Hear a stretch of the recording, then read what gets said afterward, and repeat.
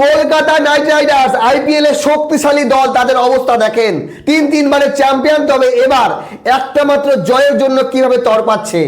যেমন কর্ম করবেন তেমন ফল পাবেন।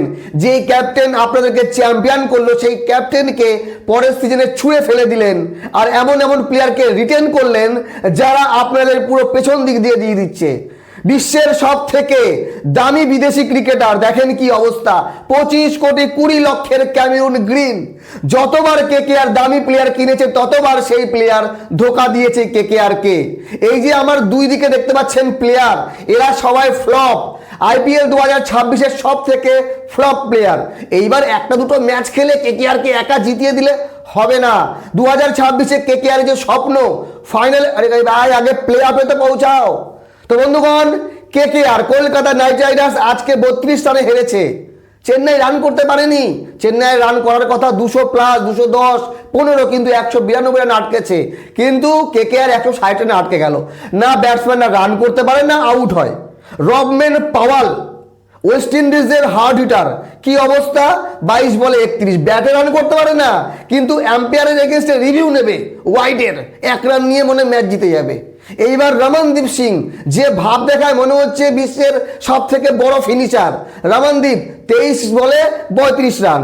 এইবার ফিন অ্যালেন, বিশ্বকাপে একদম টপ পারফর্মার, কি দুর্দান্ত ইনিংস খেলেছিল, সেঞ্চুরি মেরেছিল।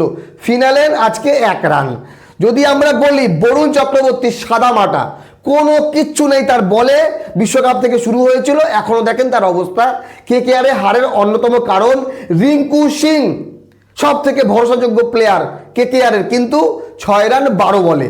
চিন্তা করছেন কি অবস্থা। আজিঙ্ক্য রাহানে ক্যাপ্টেন, আইপিএলের ইতিহাসে এই সিজনে সব থেকে সস্তা ক্যাপ্টেন, কিন্তু তার পারফরমেন্স নাম্বার 1 আছে ভাই।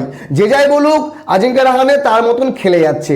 এইবার আসেন ক্যামেরুন গ্রিন, আজকে বল হাতে 2 ওভারে রান দিয়েছে 30, চিন্তা করেন, আর ব্যাট হাতে 1 বলে 0।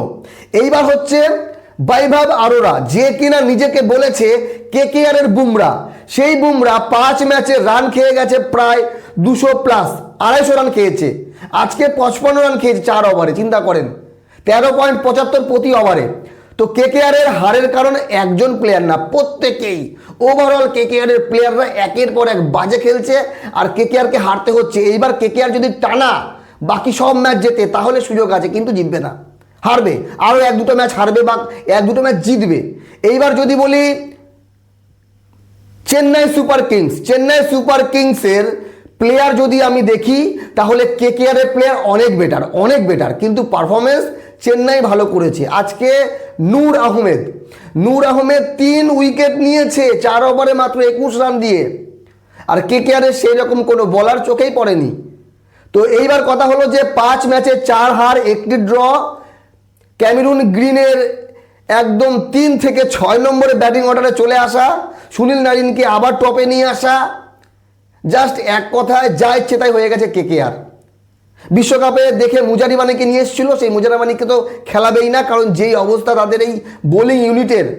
এইবার কেকেআর কি করবে না করবে পরের বিষয়, কিন্তু কেকেআর এমন একটা দল হয়ে দাঁড়িয়েছে যাকে সব দলই হারাচ্ছে। এইবার কেকেআর কবে প্রথম জয় পাবে, কেকেআরের সমর্থকরা কবে আনন্দ উদযাপন করতে পারবে, এটাই আমাদের দেখার বাকি। আগামীকাল আরসিবি এবং এলএসজি, লখনৌ সুপার জায়ান্টসের মোটামুটি মিডিয়াম খেলা হচ্ছে, কোনো ম্যাচ জিতছে কোনো ম্যাচ হারছে, কিন্তু আরসিবি একটা ম্যাচ হেরেছে রাজস্থানের কাছে, সেই রাজস্থান আবার হেরে গেছে সানরাইজার হায়দ্রাবাদের কাছে। তো আগামীকাল আরসিবি এবং লখনৌর ম্যাচ। তবে চেন্নাই সুপার কিংস 4 পয়েন্ট কমসে কম অর্জন করলো। এইবার দেখার বিষয় কেকেআর কবে 4-6 পয়েন্ট নিয়ে পয়েন্ট টেবিলের 5-6 নম্বরে আসে, নাকি পয়েন্ট টেবিলের নিচে থেকে টুর্নামেন্ট শেষ করবে। আপনাদের মতামত জানাবেন। কেকেআরের কোনো রকম কোনো আশা আমি দেখছি না, আপনারা যে যাই বলে নেন, কেকেআর গেছে, এবার গেছে মানে গেছে। ভালো থাকবেন, ধন্যবাদ।